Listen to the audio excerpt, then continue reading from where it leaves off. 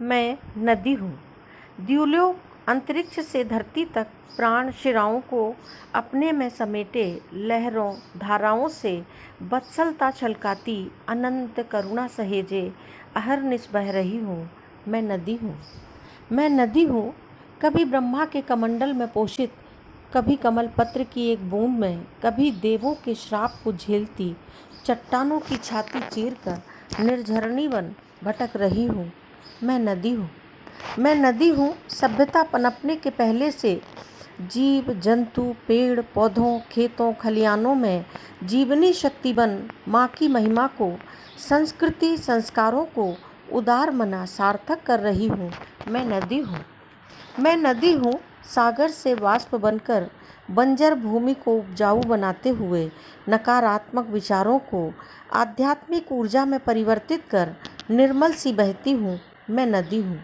मैं नदी हूँ, लोकधारा के पुण्य प्रवाह से कूलों कगारों घाटों तीर्थों को पुरुषार्थ अनिर्वच आह्लाद सा लुटाती नदी संस्कृति से जड़ों को सींचती रंध्र रंध्र में रस देती कल कल बहती हूँ। मैं नदी हूँ। मैं नदी हूँ, लहराती लहरों पर सूर्य की किरणों का इंद्रधनुषी परिदृश्य बना कल्पित स्पंदन की कामधेनु बन देव सत्ता को आत्मसात कर कवियों ऋषियों को रसो वैसा से आप्लावित सदा नीरा बह रही हूँ। मैं नदी हूँ। मैं नदी हूँ, कभी माँ कभी बहन कभी प्रिया के रूप में अंतरंग समेटती विपत्ति में धैर्य धारण कर फसलों की सिंचाई विद्युत आवेग उत्पन्न कर युद्धों की पराजय जय की गवाही देती हूँ। मैं नदी हूँ। मैं नदी हूँ, यथा पिंडे तथा ब्रह्मांडे को साकार करती अभेद एक रूप समरसता से सबके हित चिंतन में आध्यात्मिक प्रतीकों से प्रज्ञावान साधक को सांस्कृतिक प्राणधारा से ऊर्जास्वित करती हूँ। मैं नदी हूँ। मैं नदी हूँ। नदियाँ चेतना की धाराएं विश्व संस्कृति की पोषक हैं। सदा नीरा नदियों का संरक्षण समृद्धि और सुख सबके लिए शुभ व हितकर है।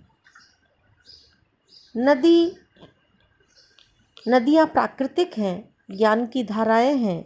नद से नाद ज्ञान का प्रतीक है। जल का ज्ञान से गहरा संबंध है। जल की धारा और ज्ञान का प्रवाह यदि रुका तो सब कुछ थम जाएगा। इनसे सामंजस्य आवश्यक है। पुरातन काल में नदियों को ऋषित्व के साथ देवत्व भी मिला है।